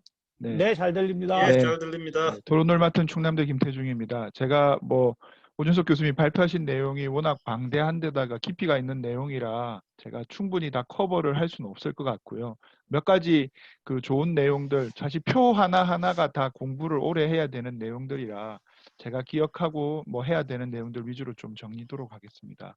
그래서 간단히 요즘에 젊은 친구들은 세 줄 요약을 좋아한답니다. 저희도 지금 온라인으로 회의를 하니까 세 줄 요약을 해보면, 첫 번째는 이제 아까 말했던 다국적 기업 또는 기업의 외부적 환경에서 디지털 환경이 어떤 디지털 트레이드가 증대를 하고 있어서 이젠 데이터가 매우 중요해지고 있고, 그리고 그러한 환경에 적응하지 못하면 살아남지 못할 경우가 있다라는 것들이고요. 그래서 그러한 기업들이 살아남으려면 디지털 플랫폼을 좀 활용을 해야겠다. 그래서 서비스 교육이나 또는 디지털 트레이드에 관련된 가능성 또는 성공의 기회를 좀 만들어 보자라는 게 있고, 그런데 과거처럼 그냥 무턱대고 들어가면 이제는 힘들기 때문에 그 더닝의 모형처럼 1, 2, 3번을 충분히 커버리지 할 수 있는 CSP, 그 공유 번영기의 창조를 위해서 현지화 전략을 좀 해보자. 그래서 글로벌 비즈니스를 조금 더 연결해보면 어떻겠냐라는 이야기를 하시는 것 같습니다. 그리고 이제 그 중간에 이 코비드 19이라는 것이 그걸 가속화시키기도 하고 또 한편으로는 아주 큰 위기를 가져올 수도 있다. 그래서 지금 아까 말씀하신 인포멀 이코노미랑 언택 또는 언컨택트 이코노미라는 것이 가속화되고 있는 상황에서 우리 기업들, 특히 글로벌 경영을 하는 우리 기업들은 어떻게 대비를 해야 하는지에 대한 좀 이야기들을 다뤄야 되는 게 오늘 큰 주제인 것 같고요. 그래서 말씀하셨듯이 가트에서 가치로 가고 있다. 그래서 트레이드 인 서비스에 대한 이야기가 아마 중요한 변환점이 될 거라는 게 아마 이 전체의 흐름인 것 같습니다. 그 외에도 뭐 중요한 내용들이 많긴 하지만 제가 다 일일이 담을 수도 없고 오 교수님께서 잘 정리 발표해 주셨기 때문에 넘어가고요. 다만 이제 이슈 세계와 관련해서 제가 조금씩 고민 또는 이제 우리 경영학자로서 지금은 이제 대부분 큰 틀에서는 무역이나 또는 어떤 글로벌 텍스와 관련된 이슈들이긴 하겠지만 또 국제 경영을 하는 학자 입장에서는 이 각각의 이슈와 관련해서 좀 재미있는 것들이 좀 있지 않나. 첫 번째 같은 경우에는 이 어떤 글로벌 SCM이라는 게 기존의 제조업에서 서비스업으로 가면서 새로운 형태의 해외 직접 투자가 나타나고 있는데 과연 우리 경영학도들이 그걸 잘 설명하고 있나. 예를 들어서 꼭 서비스는 아니겠지만 PF 펀드 같은 것들이 해외 진출을 해서 해외 시장에 나가서 기업들을 인수한다면 기존의 제조업 베이스에 설명되던 해외 진출 이론이나 또는 이런 모형들이 과연 적절히 설명이 될 수 있을 것인가. 더 나아가서 디지털 비즈니스를 하고 있는 플랫폼 기업들 같은 경우에도 해외 진출을 할 때 우리가 기존에 알고 있던 이유들과는 바뀌었을 텐데 그게 이 데이터 트레이드랑 또는 디지털 트레이드랑 어떻게 연결해서 설명할 수 있는지, 뭐 좀 더 나아간다면 PF 같은 경우에는 과세 문제와도 우리나라가 론스타 펀드나 여러 가지 이슈들이 연결되어 있으니까 재미있을 것 같고요. 두 번째는 이제 그 더닝이 이야기했던 인베스트먼트 디벨롭먼트 패스 시어리 같은 경우에 예를 들어 네이버의 라인 같은 경우에는 기본 플랫폼의 틀은 동일하게 만들어 놓고 언어만 바꿔서 전 세계 모든 국가에 쉽게 진출을 할 수가 있거든요. 예를 들어서 SNS 서비스를 만들어 놓으면 그 만들어 놓은 서비스의 겉에 드러나는 언어들만 다른 나라 언어로 바꾸면 쉽게 접근을 할 수 있습니다. 그렇게 해서 2011년도부터 약 20, 30개국의 전체 서비스를 뿌려놓고 그것들이 어떻게 되는지, 그래서 과거에 우리가 기업이 투자하기 힘들어서 사용했던 리얼 옵션이라는 전략이 지금 같은 디지털 또는 플랫폼 기업들이 해외 진출할 때는 적절치 않아 보이는데, 그렇다면 적은 비용으로 전 세계를 쉽게 진출할 수 있는 이런 기업의 진출 전략은 인베스트먼트 디벨롭먼트 패스 시어리와는 어떻게 연결을 해볼 수 있을 건지, 그리고 아까 말했던 CSP 같은 경우도 일본에서 카카오톡이 초창기에 되게 인기를 끌었던 게 2011년도 대지진이 일어났을 때 대부분의 일본에서 제공하는 문자 서비스나 휴대폰 서비스의 메신저들은 잘 되지 않았다고 합니다. 그런데 카톡만이 거기서 서비스가 되어서 많은 한국 사람들이 카톡으로 안부를 묻고 그걸 본 일본 사람들이 우리에게 필요한 것들이다. 동일하게 생각해보면 일본 같은 나라들에서도 먹힌다면 다른 우리가 진출하려고 하는 이머징 마켓에서도 충분히 그런 서비스들이 먹히지 않을까라는 생각을 해봤고요.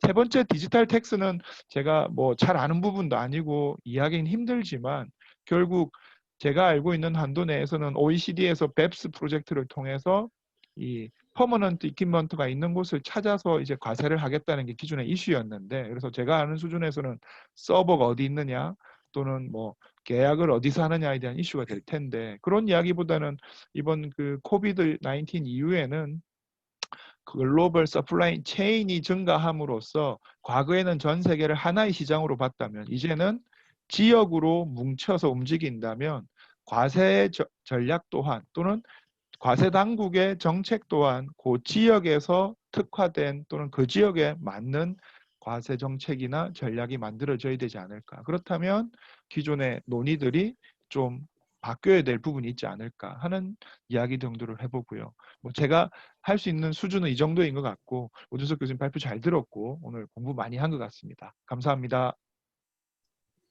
예, 고맙습니다.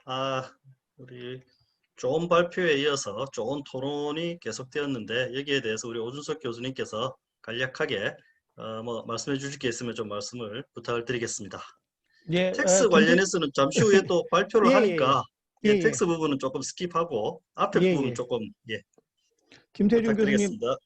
그 코멘트 감사드리고요. 결국 김태준 교수님 말씀하신 코멘트는 두 가지인데 모두에 말씀드렸습니다만 결국 우리가 원하든 원치 않든 그 21세기에서는 인터넷이 실크로드 역할을 하고 그걸 극대화해야 되는데 그 지금 우리가 디지털 플랫폼을 갖다가 선제적으로 주도해야 된다라고 하는 것은 마치 고속도로에다가 이 휴게소를 갖다가 설치하는 그런 개념하고 같습니다. 그래서 그 휴게소를 설치하고 휴게소와 휴게소 간의 연결은 우리나라 기업들이 글로벌라이제이션을 하고 어떤 특정한 휴게소에 필요로 하는 재료라든지 일감이라든지 아니면은 뭐 고용 같은 경우에는 현지화를 갖다 하게 되면은 그것이 이제 CSP를 만들어내고 그 해외 직접 투자의 3, 4, 5단계를 넘어갈 수 있는 우호적으로 넘어갈 수 있는 대안이 되지 않겠느냐 하는 것이 되겠고요.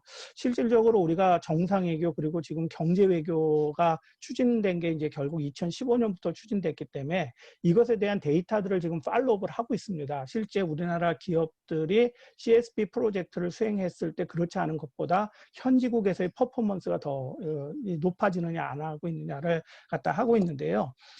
그 뭐 ESCM이라고 하는 거는 결국은 휴게소 간에 서로 정보가 교류되기 위해서는 표준화가 되어야 된다는 거고 그 표준화가 누가 주도하든지 간에 상관없이 일단은 표준화 자체가 중요하고 그것이 이제 기회다라고 하는 것을 말씀을 드린 거가 되겠고 김태준 교수님 말씀하신 대로 파이낸셜 서비스라고 하는 것 이런 것들이 그 지금 현재 기존의 그 전통적인 FDI 모델은 설명하지 못하는 그런 것들이 이제 그 변형되어서 나타나고 있습니다. 그다음에 두 번째로 말씀하신 부분에 있어서는 이거는 그냥 김태준 교수님께서 제가 그 시간에 쫓겨가지고 말씀하지 못한 것을 더욱더 자세하게 설명을 해주신 그런 개념이 되겠습니다. 네이버의 라인이 언어만 변경한다거나 또 유튜브도 마찬가지거든요. 현재 이제 언어를 통해 가지고 자유롭게 접근할 수 있음으로써 마켓 액세서빌리티 높이고 동시에 어떤 비즈니스 리스크는 줄이는 그러한 순기능을 하고 있다라고 하는 내용을 다시 설명해 주신 거로 잘 말씀드렸습니다. 이상 마치겠습니다. 예, 감사합니다. 원체 방대한 내용과 방대한 토론이 이어질 수 있는 부분인데 시간 제약이 있으니까 이 정도 하시고 다음에 또 저희들 만나서 할 수도 있고 또 기타 다른 창구를 통해 가지고 서로 이야기를 할 수 있었으면 좋겠습니다. 다음은 앞서서 계속 얘기가 나왔었던 텍스와 관련되는 내용입니다. 우리 서울시립대의 박훈 교수님께서 코비드 이후에 이 텍스 관련 문제에 대해서 논문을 발표해 주시겠습니다. 교수님 부탁드리겠습니다. 네, 방금 소개받은 서울시립대 박훈 들리시나요? 네, 잘 들립니다. 잘 들립니다. 네, 지금 슬라이드 준비하겠습니다. 네. 잠시만요. 네.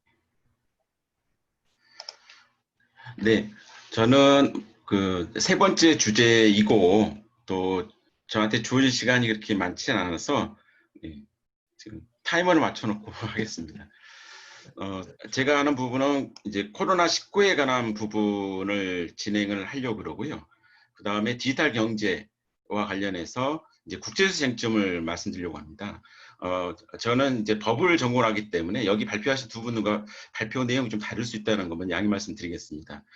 전체 구성은 서론과 결론, 특히 5장에 해당되는 부분 있지 않습니까? 우리나라의 디지털 경제에 대한 국제에서 논의 부분이 3가지 정도를 제가 제시를 했습니다. 바로 3가지 제시에 들어가도 되긴 하지만 일단 기본 논의하고 그 다음에 다른 나라들 그 다음에 코로나19가 미치는 영향 이 3가지를 보여준 다음에 제가 말씀드리려 한 5번째를 이야기 드리는 게 좋을 것 같아서 여기에 5장이 초점이 된다는 것을 먼저 말씀을 드리겠습니다. 서론 부분인데요. 오주석 교수님이 워낙 방대한 양을 이 주제라서 말씀을 주셨는데 뒤에 가서 말이 빨리한다고 말씀 주시지 않습니까? 저도 시간에 쫓기다 보면 그럴 수 있을 것 같아서 제 생각을 결론을 먼저 말씀드리면서 서론에서 가름하고자 하고 있습니다. 그러니까 우리에게 가장 영향을 미치고 있는 바는 우리 지금 현재 학회도 대면에서 일부 운영되는 게 이제 줌이라고 하든 온라인을 통해서 이어지지 않습니까? 마찬가지로 코비드19가 우리의 현 생활에 굉장히 영향을 미치고 있습니다. 그런데 국제요새 분야는 코비드 이전에도 디지털 경제가 가져올 변화에 대해서 굉장히 많은 논의가 되어 있었거든요. 그래서 제가 이제 국제요새 분야에서 코로나19와 디지털 경제 이 양자가 과연 어떤 영향을 주는지, 그럼 우리나라는 어떤 대응을 해야 되는지를 한번 살펴보자 했고요.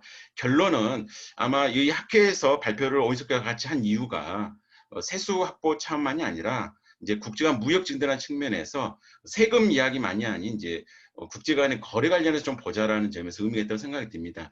그래서 이미 그 1주제에서 우리 곽동철 박사님께서 결국 우리 반도체, 휴대폰 그리고 자동차에 미치는 영향에 관련해서 지혜롭게 한다 말씀 주시지 않습니까? 저도 결론이 그 흔히 말했던 명확한 것보다 진짜 현명한 방법을 같이 찾아보라는 정도 결론이어서 이게 이제 논문을 쓸 때 항상 고민되는 부분이고요. 두 번째는 우리 김태준 교수님 카톡 이야기 주시지 않습니까? 카톡은 어떻게 보면 우리나라에 기반을 둔 기업이 해외 진출한 경우이지 않습니까?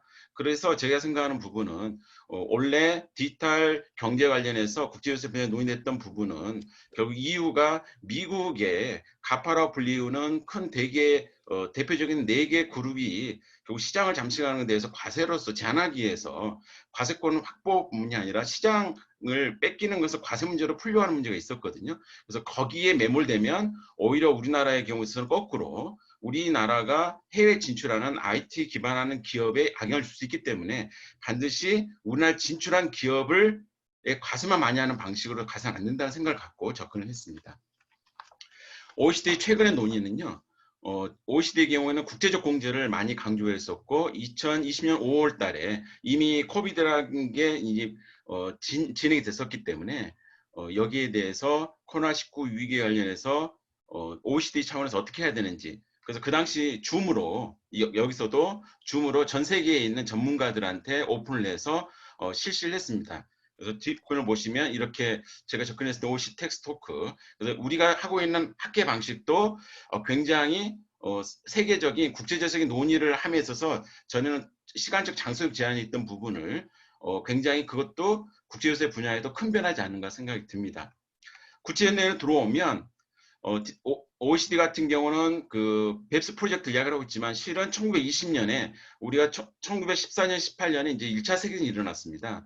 그래서 그 당시에는 세계의 인식이라는 부분이 구유럽이 중심이 되긴 했지만 국제 간의 거리를 넓혀야 되겠다. 그 과정에서 국제 조세에 관한 논의가 많이 돼 있었고요. 그러다가 OECD가 주도적인 했다가 이제 방금 말씀드렸던 국제 간의 조세를 회피하는 문제가 발생을 해서 2012년부터 결국 뱁스라고 불리우는 어떻게 하면 세원을 잠식을 하고 소득을 이전시켜서 국제적으로 세금을 줄이는 그러한 활동에 대해서 국제적 대응이 논의가 이미 2012년부터 논의가 됐었던 겁니다. 그러다가 2005년 10월 달에 15가지 주제 이미 오유석 교수님이 자료로서 보여주신 부분인데요. 그래서 특히 액션 1에 했는 부분이 디지털 이코노미에 관한 부분입니다. 근데 이 나머지 부분도 전혀 이거와 관계가 없는 별개의 것이 아니라 서로 연결되어 있는 부분인데 2015년 10월에 결론이 나오긴 했는데 그때 협의가 이루어지지 않았습니다. 근데 뒤에 보시면 2020년까지 계속해서 올해까지 해서 논의가 계속되어 있고요. 137개국에 해당되는 나라가 포괄적 협력 체계라는 이름으로 계속해서 2010년 뱁스위에도 논의가 지속되고 있는 상황입니다. 제가 이제 슬라이드가 50페이지 정도가 넘고 저한테 주어진 시간이 15분 정도이기 때문에 지금 슬라이드가 휙휙 지나가니까 그분 양해해. 그래서 큰 굵은 글씨 중심으로 본다는 걸 말씀을 드리겠습니다. 5장이 중심이 되는 거고요. 제 발표 내용은요. 그래서 뱁스 액션 1이라는 부분의 경우에 있어서는 여기서는 아까 무역 관련해서 관세 이야기도 나오지 않습니까? 근데 제가 주로 다룬 부분은 특히 이제 소득과세, 특히 국제 간의 다국적 기업의 소득과세인데 소득과세 외에도 소비과세로서 부가세 이야기를 같이 다루고 있다라고 보시면 될 것 같습니다. 그래서 디지털 경제에 관한 부분 앞에 설명이 나왔기 때문에 이 부분은 넘어가도록 하겠습니다.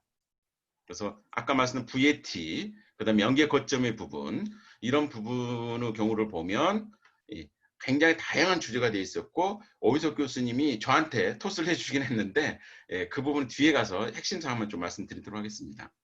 TF를 통해서 국제 간의 부분을 논의를 했고 2015년의 경우에는 B2C, VAT 문제, 그 다음에 연계 거점, 종전에 어떻게 보면 고정사업장이라고 불리는 연계 거점 가지고 피해가는 게 있기 때문에 새로운 연계 거점 논의가 있었고요. 그 다음에 데이터의 문제라든가 그 다음에 소득의 구분이 달라지면 과세를 못할 수가 있거든요. 그 다음에 세부담이 달라져서 이러한 문제가 계속 2015년에 논의가 됐었던 상황입니다. 그래서 국제제도에서 어떤 문제를 가져왔느냐. 종전의 이전가격세죠. 다국적 기업들이 결국 특수관계인이지 않습니까? 먼저 모회사, 자회사, 자회사 사이에 소득을 이전시킬 때 각 나라마다 어떻게 하면 과세를 행사하느냐를 이전가격세제를 통해서 서로 나눠 갖는 공식이 있었는데 방식이 있었는데 그 방식을 변경해야 될 거냐. 그 다음에 고정사업자라는 것도 자회사가 아니라도 지점이 아니더라도 여러 가지 연결고리가 있는 부분에 있어 사업소득에 대해서 그 회사가 없다 하더라도 과세권 행사할 수 있는 게 고정사업장인데 이 개념을 어떻게 하면 변경해야 되느냐. 이 이슈를 던져놓는다는 거죠. 그 다음에 미국 IT 다국적 기업에만 대상할 거냐. 그래서 EU의 경우에 있어서는 미국 IT 다국적 기업을 타겟팅을 직접 나타내지 않지만 사실상 그 기업에 타겟팅하는 제한을 해결했던 거고요. 미국 같은 경우에 있어서는 결국에 우리만 그럴 수 없다라고 해서 범위를 굉장히 넓혀서 그 합의를 깨려고 하는 시도도 있었던 건 사실입니다. 그래서 미국 IT 다국적 기업만 대상을 할 것인지 아니면 비디지털 경제에 해당되는 부분도 디지털 경제와 구분이 안 되기 때문에 굉장히 넓힐 거냐. 이게 미국이 바라는 방식인데요. 여기에 관한 것도 논의가 되고 있습니다. 세 번째 부분을 보시면 이제 국제적 합의를 이루어야 될 텐데 결론적으로 말씀을 드리면 미국이 국제적 합의 안 하겠다라고 2020년 잠시 보류해 놨습니다. 미국이 결국에 대선을 놓고 그 다음에 코로나19를 이유로 해서 합의를 갖다가 지금 스탑을 어느 정도 하는 상황인데요. 그러면 미국과 그 EU 국가의 합의가 안 되면 어떻게 될 거냐? 각 나라마다 할 것이다. 그러면 한국은 어떻게 할 것이냐? 이런 문제가 발생한다는 거죠. 이 소개부는 이미 설명드렸기 때문에 넘어가도록 하겠습니다. 다음에 3장으로 주요 기구 경우는 OECD는 2015년 이후에도 필라 1, 2라고 그래서 결국 2011년 디지털 경제에 관한 여러 가지 논의를 했었고요. 지금 빨간색 되는 부분은 계속해서 업데이트를 시키는 겁니다. 마지막 보시면 필라 1과 2라고 그래서 쟁점을 두 개를 크게 잡아서 그게 지금 진행이 되었었던 거고요. 그래서 필라 1의 경우에도 세 가지 방식이 논의가 돼 있어서 결국 나중에 그 OECD 센터에서는 이래 가지고 합의가 이루어진다고 그래서 OECD 센터가 중심이 돼서 통합적인 단일한 방법을 제시를 한 상황인데 미국이 이 부분에 논의를 스톱을 시켜놓은 상황이라고 볼 수 있습니다. 이거 관련해서 사용자 참여라든가 마케팅 무인 자산이라든가 중요한 경제 실질, 사용자 참여 부분은 영국에서 주장하는 방식이고 마케팅 무인 자산은 그러니까 미국이 이야기다 보니까 그 범위가 넓어지게 대상되는 기업이요. 중요한 경제 실질이라는 부분은 인도 같은 나라가 방식인데 협의가 이루어지지 않다 보니까 나중에 보여드리겠지만 OECD 센터에서 자기들이 스스로 센터에서 제시를 하고 각 나라의 의견을 받는 방식으로 방향을 바꿨습니다.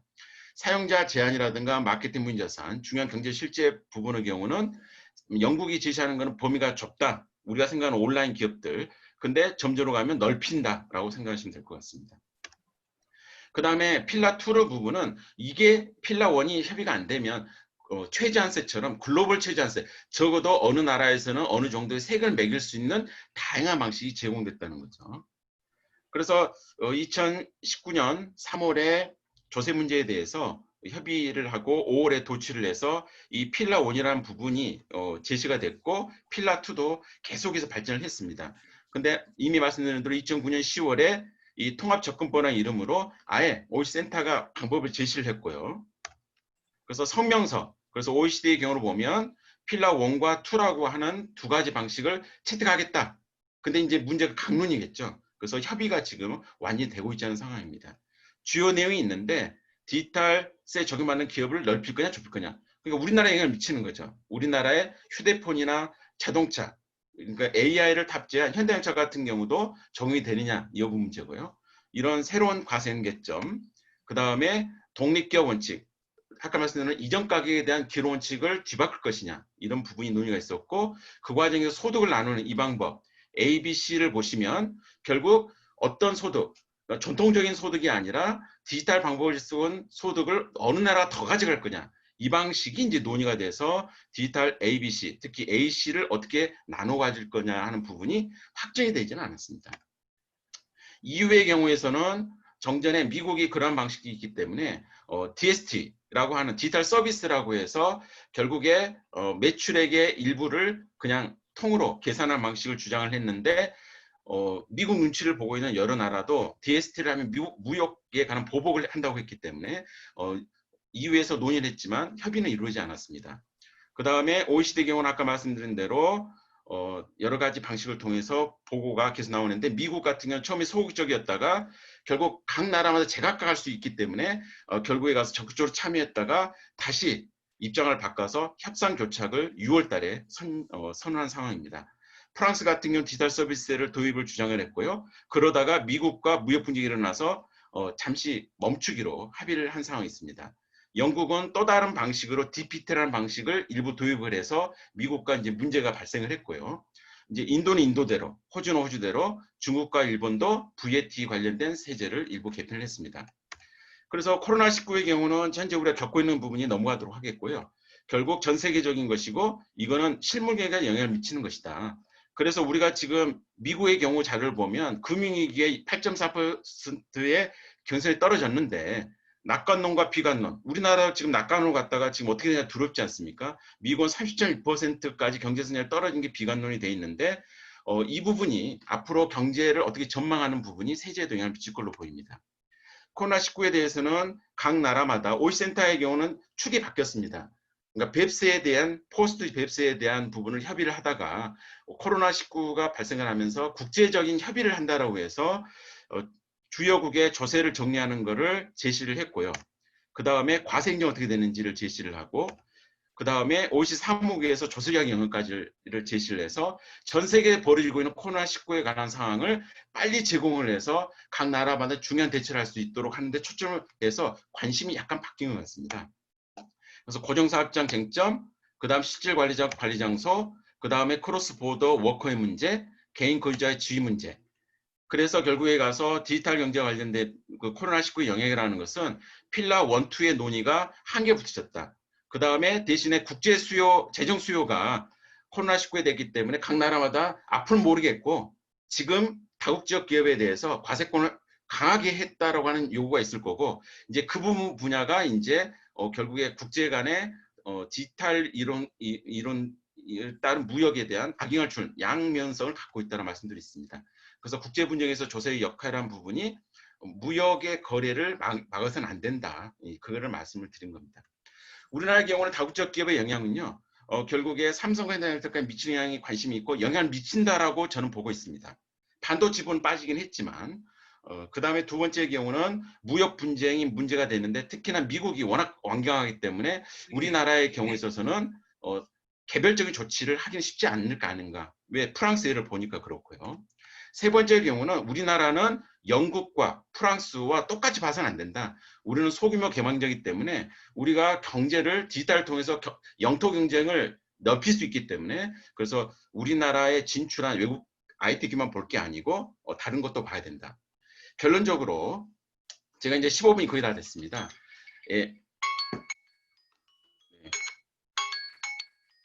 지금 15분이 돼서 소리가 나는 거 잠시만요. 예. 그래서 K방향의 경우에서 우리나라 기재부의 관료를 만나게 되면 전에는 한국에 대해서 OECD에 관심을 갖지 않고 있다가 온라인에서 회의를 할 때 한국에 가면 관심을 갖는다고 그럽니다. 그래서 K-방역이 지금은 어려움이 다시 봉착이 있지만 우리나라에 관심을 갖고 있는 상황이다. 그래서 관심을 가질 때 섣부르게 우리나라의 개별적 조치는 우리나라의 무역 보복이 올 수 있기 때문에 조심해야 된다. 그 다음에 국제조세 영향이라는 것은 논리 문제가 아니고 정치, 과세권 다툼이기 때문에 굉장히 유의를 해야 되는 것이고, 그럼 우리나라 경쟁이 어디 있느냐? 이걸 기회로 우리나라의 디지털 경제에 대한 인센티브를 줄 수도 있는 것이고요. 그 다음에 오이석 교수님이 말씀 주셨지만 과세에 대한 불확실을 제거하는 부분, 저도 법을 하기 때문에 불확실을 어떻게 제거할지 고민하고 있는 부분입니다. 그럼 이것으로 제 발표를 마치도록 하겠습니다. 감사합니다. 예, 박은 교수님 감사합니다. 아주 시간까지도 정확하게 잘 지켜주셔서 정말로 감사드립니다. 그럼 서울시립대 우리 김선영 교수님께서 이상의 내용에 대해서 토론을 해주시겠습니다. 부탁드리겠습니다. 저도 짧게 가능하면 시간 안에 맞출 수 있도록 노력을 해보겠습니다. 일단 박근 교수님 발표 진짜 감사드립니다. 어려운 시기에 시의적절하고 꼭 필요한 내용의 발표였던 것 같습니다.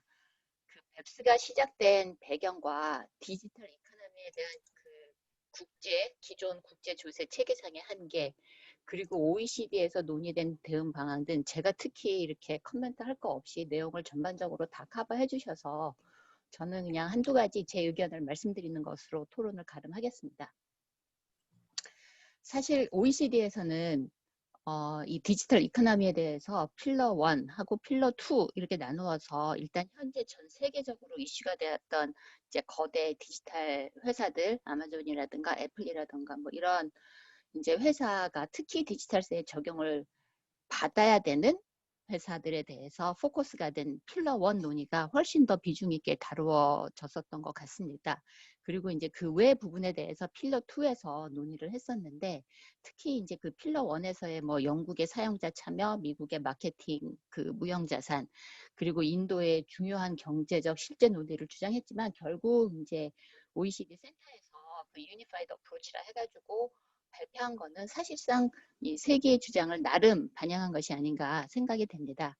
그리고 특히 이제 코로나로 인해서 디지털 이코노미가 제가 볼 때는 과속이 되고 있는 이제 상황이라고 보고요. 그래서 이 유니파이드 어프로치 내에서도 특히 매출액 기준 과세 방법이 중요해질 것으로 이제 생각이 됩니다. 그래서 이 부분에 대해서는 우리나라도 좀 더 연구가 필요하지 않을까 생각하고 있습니다. 두 번째, 이 현재 OECD에서 발표한 코로나가 국제조세에 미치는 영향 그리고 대응 방안은 주로 고종사업장하고 법인 거주자 내지는 개인 거주자 이슈에 대한 것으로 임시적인 현상에 대한 대응 방안입니다. 하지만 코로나가 장기화되면서 임시가 아니라 이제 이런 현상들, 이제 개인이 어떤 나라에 갔다가 못 나오게 되는 것들 또는 법인의 실질적 관리 장소 이런 변화 이런 것들이 이제 영구적인 현상이 될 수가 있어서 이 부분에 대해서도 저는 고민이 필요해 보이고 코로나로 인해서 이 디지털 경제가 더 발전을 할 수밖에 없고 하고 있는데 거대 IT 회사들 외에 훨씬 더 많은 회사들이 이제 디지털 경제의 중요한 그 플레이어가 돼가고 있는 상황이라고 보고 있고요. 그런 상황에서는 필러 2에 대한 논의가 더 중요해질 것 같고 앞으로 이 부분에 대해 좀 더 정교하고 깊이 있는 논의 내지는 연구, 고민이 필요할 것으로 생각이 됩니다. 박훈 교수님이 잘 지적해 주셨듯이 국제조세는 단순한 논리가 아니라 정치적인 주권의 다툼이 있는 부분이라 일방적으로 우리나라에 유리한 주장만은 할 수가 없고 자칫 잘못하면 프랑스와 미국이 했던 이제 무역 싸움으로 이어질 수가 있어서 우리나라와 비슷한 상황에 있는 나라와 협력을 통해서 그리고 외교적으로 대응을 할 필요가 있을 것 같습니다. 필러 2에 대해서 좀 더 심각한 고민, 연구, 그리고 코로나 장기화로 인해서 더 빨라지고 있는 그 디지털 이코노미의 글로벌화에 대해서 우리나라의 경쟁력이 어디에 있는지 고민이 필요해 보이고 특히 국내 기업의 해외 진출까지 고려한 국제 기준을 도출함에 있어서 너무 앞서가기보다는 다른 나라들이 어떻게 하고 있는지 관찰하고 앞서 말씀하셨지만 유리하고 현명하고 지혜로운 방안이 무엇인지 한 발짝 이렇게 가면 되면 좋지 않을까 이렇게 생각을 합니다. 오준석 교수님 앞서 글로컬라이제이션이라고 하셨는데 결국 국제조세 자체가 글로컬라이제이션인 것 같습니다. 이 글로벌 디지털 이코노미에서 로컬일 수밖에 없는 조세권에 대한 고민에 대해서 박훈 교수님이 잘 정리해 주셨고요. 감사드립니다.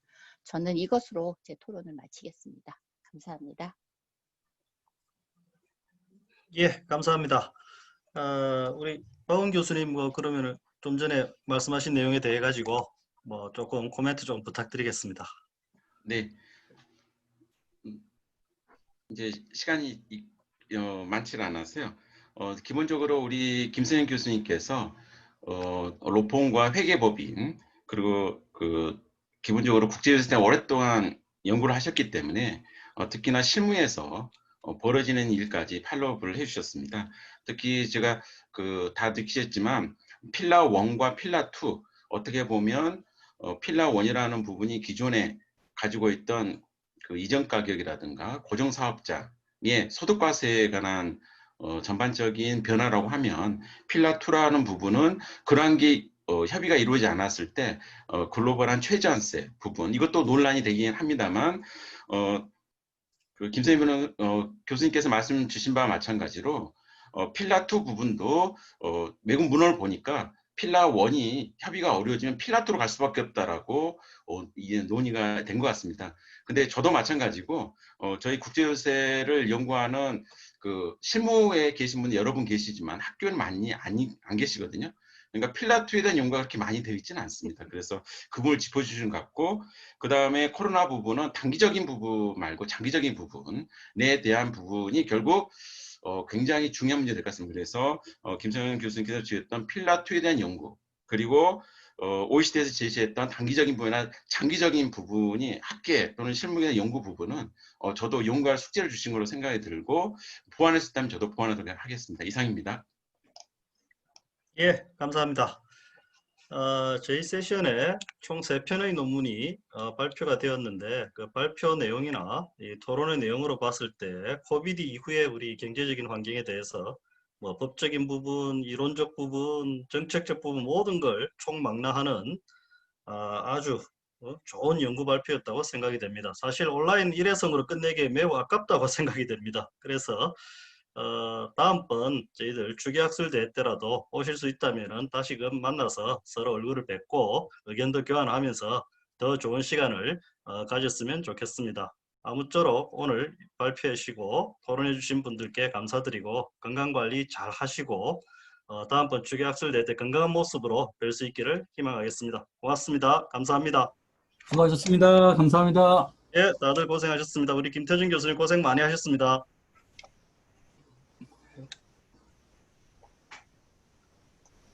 네, 그럼 이것으로 마치도록 하겠습니다. 수고하셨습니다. 예, 수고하셨습니다. 수고하셨습니다.